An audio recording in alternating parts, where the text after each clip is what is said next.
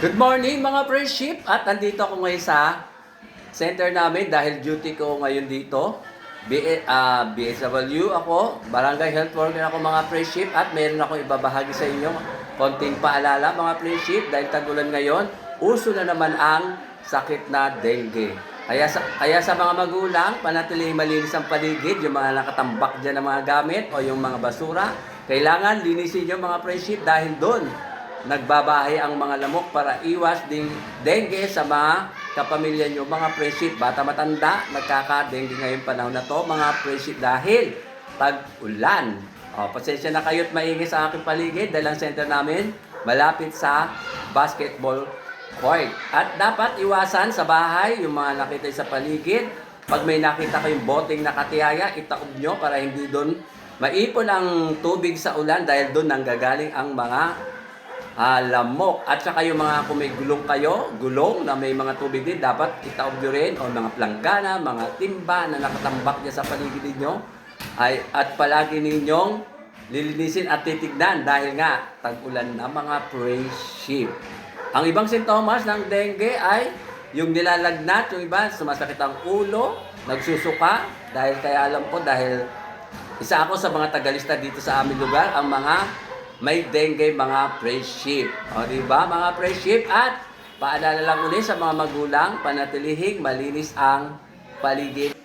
At paalala rin sa mga magulang, kapag alam nyo nang may mga sintomas ang inyong kapamilya, agad nyong ipa-check up sa malapit sa inyo, mga hospital o sa RSU nyo mga friendship para maagapan kaagad ang sakit na dengue. Dali kaagad sila sa mga hospital, mga friendship. Thank you mga friendship. Thank you for watching. Bye-bye. Magandang tanghali mga friendship. Kaya kauwi ko lang galing ng center dahil nag-duty ako. Hindi ako magluluto ngayon kundi papainit ko itong mga friendship at dadagdagan ko ng gulay itong sinigang. Ayan yung sabaw niya. Binigay ng aking friendship na si Impo. Ito yung laman. Ito yung dito yung salmon, mga friendship, binigyan ako kahapon o kagabi, kagabi, alas 6:30 na kasi yun yung mga friendship. At lalagyan ko nga pala ng makasaysayang halubaybay. Yan dito. Pakukulang ko lang mga friendship at ilalagay ko mamaya kanyang mga sahog. Eto mga friendship, kumukulo na siya Bago ko ilagay pala yung salmon, unahin ko muna tong gulay. Ayan yung natitirang sitaw, last na sitaw na to, tsaka tong papaya. Dahil sayang din, lagay ko na lang dito sa sinigang. Pwede ba sinigang sa yung tong papaya? First time ko lang din to ginawa to mga friendship. At pag naluto mga friendship to, ipapatong ko yung salmon para hindi siya maturog. Kaya hindi ko sinabay dahil madali lang maluto ang isda. Lagyan natin ng konting bechin. At takpan. Ayan mga friendship, ayan na kumukulo-kulo na siya. Malapit na maluto yung mga gulay. Medyo madilim mga friendship dahil brown out. Mamaya parang magkakakuryente. Sige na, mamaya na ulit mga friendship at takpan. Mga friendship, ang hirap magluto pag ganitong brown out. Ayan. Luto na yung mga gulay, kaya lalagay ko na tong another gulay. Diba? Parang sinigang na gulay. Ayan, yung kangkong, dami. Diba? Talagang mahilig ako sa gulay, mga friendship. Pasensya na kayo. At mahilig talaga ako sa gulay. Takpan! Hirap talaga mag-vlog mga friendship pag brown out. Ito yung gamit kong ilaw, ayan Ayan, yung dalawa na, tsaka yun Kaya lang, meron akong battery niya, kaya lang nalobat na yung battery niya, mga friendship. At balik tayo dito, ayan. Ilalagay na natin ang pinaka main event. Ito yung salmon, luto na yan mga friendship. Ayan, dinagdagan ko lang ng mga gulay. At, ano ba tawag doon? Inulit ko lang uli mga friendship at nilagyan ko ng mga gulay. Sige na, mamaya na uli mga friendship. Mga friendship, ito na ang aking giveaway na ulam galing sa aking friendship na si Impo. Hindi ko alam kung sinigang na gulay ba to na hinalo ng salmon o sinigang na salmon sa gulay. Kasi mas marami pang gulay kaysa sa salmon. O sige na, mamaya na uli mga friendship at kakain na ako. Ganda tanghali na mga friendship at kakain na ako. Ang sinigang na gulay, imbis na sinigang na salmon. Ayan. Ito. Tikman natin to mga friendship. Papaya at saka sitaw. Ah.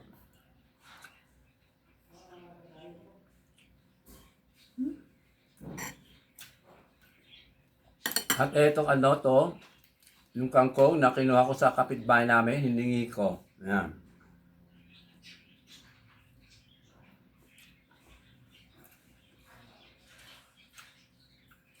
Harap, siyempre, ano ba tawag dito? Ni-recycle ba tawag dito?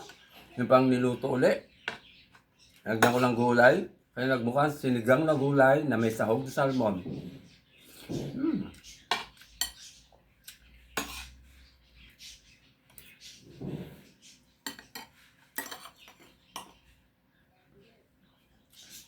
At etong salmon, ibang klase talaga ng salmon, malasa.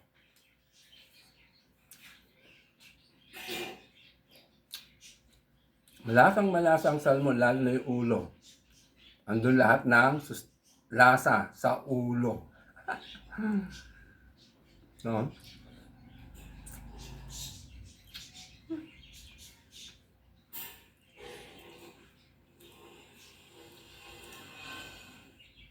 Malalaki lang mga tinik niya, mga friendship.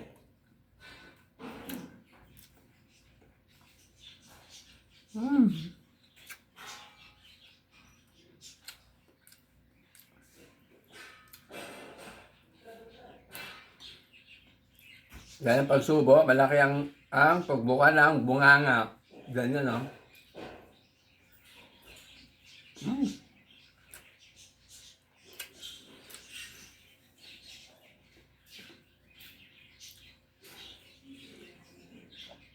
Yung iba talaga, hindi mahilig sa gulay, mga friendship.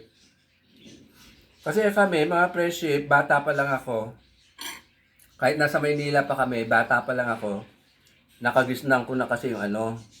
Nakagisnan namin magkakapatid ang pagkain ng gulay, pag-ulam ng gulay. Kaya sanay kami sa gulay. Kahit anong klaseng gulay. Sanay namin kainin kami magkakapatid, mga bata pa kami, mga friendship, nung nasa Maynila pa kami. Yung baboy, tsaka manok, bihira lang kasi noon. Ngayon, kaya kung ano, kaya naman bumili ng karne tsaka manok, kaya lang, yun lang ang sabi ko sa inyo mga friendship, mahirap na ako matunawan mga friendship. Sa kapatid ko, pag kumuha ako ng pagkain na pagsinigang na baboy, nilaga, ngayon, basta't manok tsaka baka o kaya karne ng baboy, sabaw at gulay lang kinukuha ko mga friendship. Pero kung siguro kumuha ng baboy sa bandang ulo, sa bandang tiga, kumakain ako ng mga friendship. Paminsan-minsan. Sige na, bye na mga friendship, at itutuloy ko itong pagkain ko dahil sobrang init at wala pa rin forgetting ngayon mga friendship. Kaya tingnan nyo sa alikod ko parang magdilim. Ang ginagamit ko lang kasi na ilaw, eto pakita ko itong isa. Ayan. Oh. Kaya medyo maliwanag. At eto pa yung isa, yung kanina pinakita ko dali, pero pakita ko sa inyo. Uli. Ayan. Kaya medyo may liwanag. Sige na, babay na mga friendship.